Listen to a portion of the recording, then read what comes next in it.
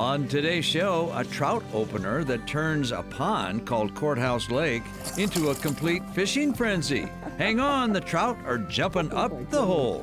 It's just one after another. And later, we go with a custom rod maker who combines hockey and fishing. Let the games begin. Next, at the gateway to the North Shore sits a true treasure of a state park. Where, you ask? A hint. There's a waterfall there, too. Those stories and more, next.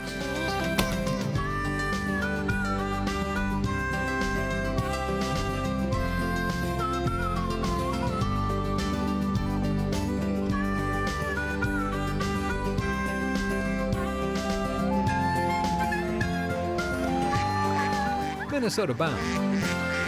Brought to you by Minnesota's select GMC dealers. Hi, everybody. Raven and I welcome you to the show. You know, when Minnesota's trout season opens, it's an exciting day, often happens in very scenic country. But what happens when the season opens in a suburban lake in the Twin Cities? Well, guess what? It's still very exciting. Travis Frank went there. Courthouse Lake sits cold, quiet, and crisp. It might look like just another small Minnesota lake, but to those who know, a treasure awaits.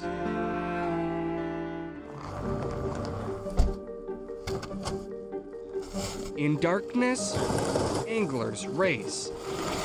For one day, this quiet little lake becomes the place to be. Trout opener is here. Better than a sharp stick in the eye. Johnny Nelson knows the drill. It don't matter. Drill a hole, I'll jump in. You know, they just swim in a circle. You know, and over the years, this has kind of been the area. He never misses opening day. I got to say, since about 1972. Same for his neighbor, Joel Drew. 3 minutes, fellas.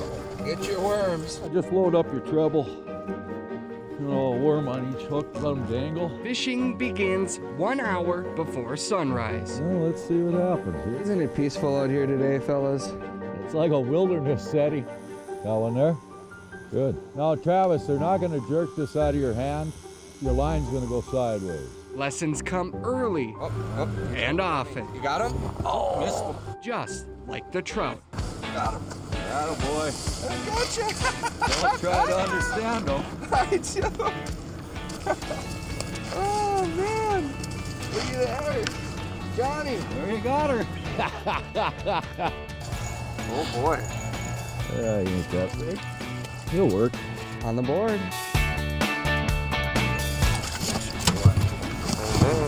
Nice job there, Johnny. Thank you. Here comes. There's one. Yeah, buddy.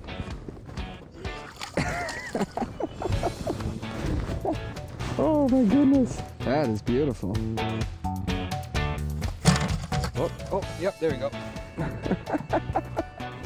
Oh, my goodness. It's just one after another. It's like we're fishing in a stocked pond or something. We are. It's a put-and-take lake, the DNR, and they dropped 3,000 fish in here this fall. Nice fish. DNR is nice enough to put them in, and we'll take them. The Fisheries Division has a management plan for Courthouse Lake. We designate it as a trout lake, and we make it a put-and-take fishery so that people have that opportunity to fish for a different species. A look around proves their plan works. Chaos. There's a lot of people out here. Even with temps below zero. Trout taste really, really good, and people don't really have that opportunity very many places. It's the excitement, you know, and they're really squirmy, so to see that there's a lot of people that play the same sport, you know. Oh, it was a perfect day. Fishing trout, opening day. It's like a trout fisherman's Christmas. You wait all year long, and all of a sudden, here it is, the day, and you come out here and you get 5 little presents, have a good meal with your family. Nice fish. They're biting like wildfire. This is my 5th. It's all on you now, Travis. You need to get one more, and then we got our limit. Oh, like that guy? About a half an hour, we got our limit. Some come to fish, others to watch. I tell people about how many folks are jammed onto this one little pond and they're like, look at me goofy. I'm like, oh, I'll show you. I like to eat them and the wife likes to eat them. That's good enough incentive for me. Jesus. That might have been one of them big ones. Holy buckets, he hit like a ton of bricks. If you like to eat fish, eat trout, it's a good place to come opening day. But just don't plan on being by yourself. On a tiny city lake hidden behind a courthouse, trout lovers prove if you stock it, they will come. Oh, absolutely, I'll be back. Happy trout opener! When we return, if you love fishing and hockey, well, why not combine the two? Minnesota Bound is brought to you by Minnesota's select GMC dealers, Rapala Ice Force, Star Bank, and by Connecticut.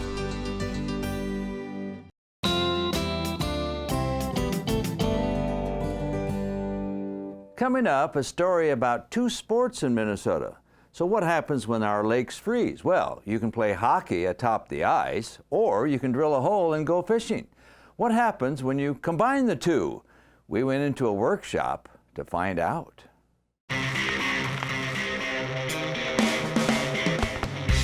Minnesota is the state of hockey for sure, but truth be told, Minnesota is also the state of, watch your bobbers, boys and girls, ice fishing. Hey! That's a hum. Want to kiss him? No. Nothing will get kids fishing like actually continuing to catch stuff. Nothing turns kids off of fishing like not catching anything. Yep, I caught 7 fish. Yeah, you did. Nice work. Oddly enough, catching fish or slapping a puck on the ice gave Dave Tarnowski an odd idea. This is a Mike Fisher, and that was an Aaron Johnson. That's actually one of the first sticks I ever got. I'm a custom fishing rod builder. What I'm doing is I'm making ice rods using game-used or game-broken hockey sticks as the handles. It's a nice blend of both the hockey tradition in Minnesota and also ice fishing. So it's really kind of a uniquely Minnesota type thing. So what's the goal here? I really started getting into hockey when my younger son decided that he wanted to become a hockey player for a little while. And he broke his first stick, and I thought, wow, I bet you I could probably do something with that. Save a stick, make a fishing rod. They are kind of novel because I'm really the only one in the world doing it. These are all designed for specific type of fish. The blanks that I use are fiberglass blanks. I like fiberglass blanks for ice fishing because they'll survive being bounced around in the bucket. He makes 3 different rod tip actions, ranging from light panfish to a stiff walleye jig and tip. You might notice is that there is no reel seat on these. The reel seat is not something that's very easy to incorporate into a hockey stick. So you just kind of strap whatever reel you want on using electrical tape and off you go. Tarnowski also chooses his hockey sticks with care. I try to go mainly for players with a Minnesota connection. So you can tell a stick is a game-used stick. For instance, this was a Zucker stick from the wild. I've got a couple of old Crosbys. I've got an old Parisi in here somewhere. What you're looking at is an ice rod for perch and panfish. It uses the handle of a Nate Prosser stick. It was donated to me by the Minnesota Wild Foundation for one of their fundraisers last year. What I did was I used an extra section of it and created an ice rod out of it. It uses, of course, a Minnesota Wild player and then Minnesota Wild themed colors. So there's the red, green, and white. Not that Tarnowski thinks busted big-time fishing sticks can make a fella rich. It's a side business. Very few rod builders actually make a living off of just building rods. It's a hobby that pays for itself. So this has been a real adventure, is discovering how sticks can become available, because game-used hockey sticks are not always cheap. It's almost like an underground market of hockey sticks. So So if you've got a stick from a player that's broken a stick and you want to memorialize it, I could always turn it into an ice fishing rod or a soft water rod. It's a great way to keep those memories alive. Dave's unusual business extends to the business name as well. So it's Elysium Rods, which is kind of the afterlife for the Greek heroes. Perfect. Afterlife for old hockey sticks. Sticks with a fish on the end of the line. Yeah! He scored! It's huge, see?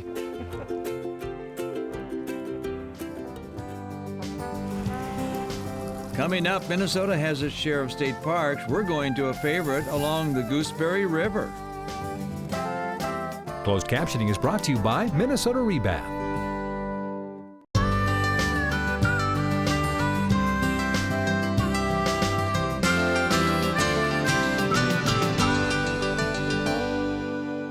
Time now for a walk in the park where we feature one of our beautiful Minnesota state parks. This time we're going up on the North Shore to a park that, well, a lot of you have already visited in the summer. But what does it look like in the winter? I'm talking about Gooseberry Falls.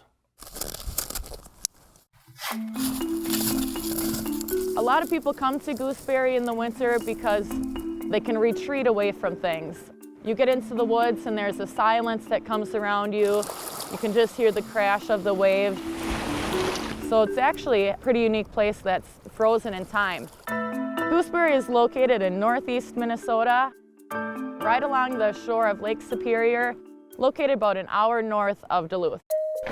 One of the neatest things about being on the North Shore and here at Gooseberry that I always tell people that the lake always has something to offer, and not everybody always gets to see that.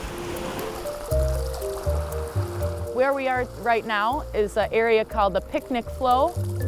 The different ice formations that we see, it's always just kind of, to me, a little ghostly. Everything takes on a different form. Each year we have over 500,000 visitors. On any given day, we can have 1,000 to 2,000 people that come and enjoy the park, and that's true for winter as well. We have lots of groomed ski trails here at Gooseberry that will take you along the Gooseberry River, over different bridges, and even up on the ridge where you can get some really scenic vistas of the lake. Snowshoeing is a neat thing to be able to do here at Gooseberry. You can travel throughout the woods, you can travel along the shore, really take the opportunity to explore the park in solitude. One of the big things that people come to look at are the waterfalls. I think it's that kind of mystery of the waterfalls that really attracts people as well. One unique thing that happens here at Gooseberry is ice climbing. A couple times every winter we'll come out, I'll see, a party of 3 or 4 people climbing up either the middle falls or the lower falls. So these are crampons, and they've got these little points on the front to kick into the ice with.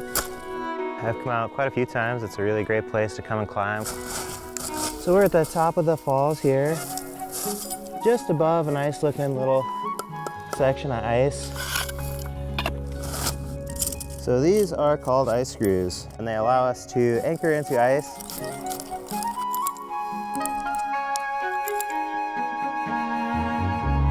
Quite a bit different than rock climbing.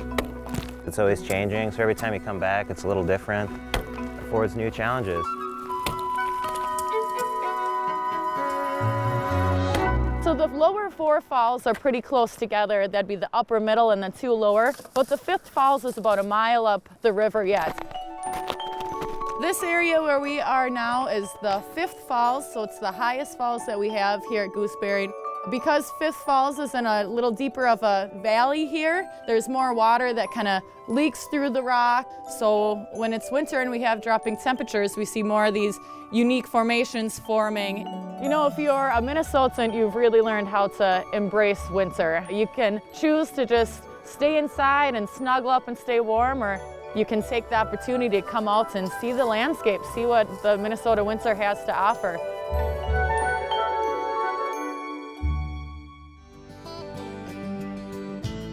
In our Minnesota Bound Classic, he has his share of famous brothers, but Jim Hartman has made a name for himself in the world of wildlife art. Minnesota Bound is brought to you by Mountain Dew, River Valley Power and Sport, and by Totem Resorts, the premier destination for world-class fishing.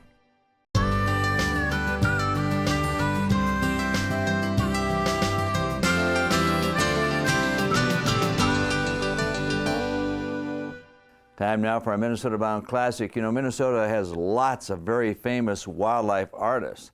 One of them is named Jim Hartman. Quite a story he has, and we went to visit.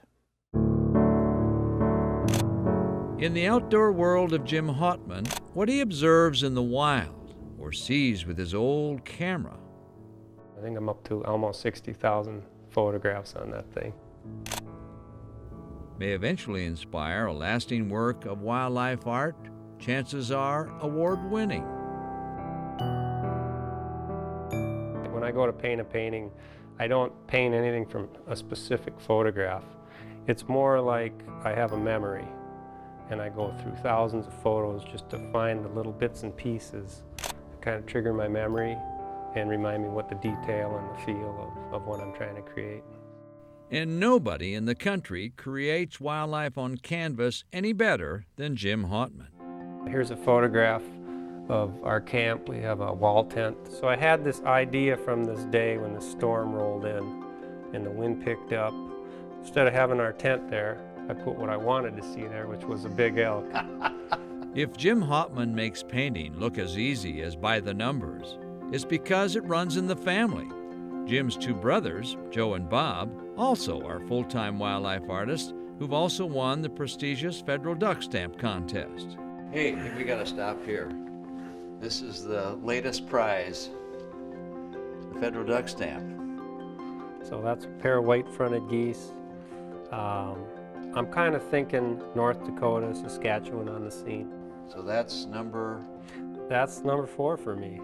Born in St. Louis Park, Jim is the youngest in a family of 7. Growing up, it was just normal to paint and draw in our household, so being the youngest, I was always the worst. When I got to kindergarten, we all drew a picture and put them up on the chalkboard, and I was looking at it and I was thinking, hey, this is cool. I'm actually better than a lot of people at this. Indeed, he was. Jim Hartman graduated from high school and jumped right into painting wildlife to make a buck. I think a lot of people think that an artist is wacky, stylish and flamboyant, but Jim's just a level, down-to-earth, I don't like creative person. Little did Jim know, winning his first duck stamp contest also led to a bigger prize, his wife. I met him 21 years ago when I was working for the U.S. Fish and Wildlife Service. And he came out to meet the president, and I picked him up from the airport. I liked him right away. I mean, what's not to like? Dozens and dozens of paintings later, his fans and critics say the same thing. What's not to like? I think that the key for me is to keep it interesting. Well, I'm gonna start by bringing this grass up. Okay. Which that'll make him appear further back. You know, you don't want to just become a machine. So go the brush strokes, one blade of grass at a time. Now when I start doing it, that looks good. More is better. So the key is to get the effect you're looking for, but then to be able to stop before you overdo it. Jim's elk creation has no buyer yet, not that the artist is worried. For sure, somebody will say nice things about his painting. Nicest thing anybody's ever said. I'll buy it.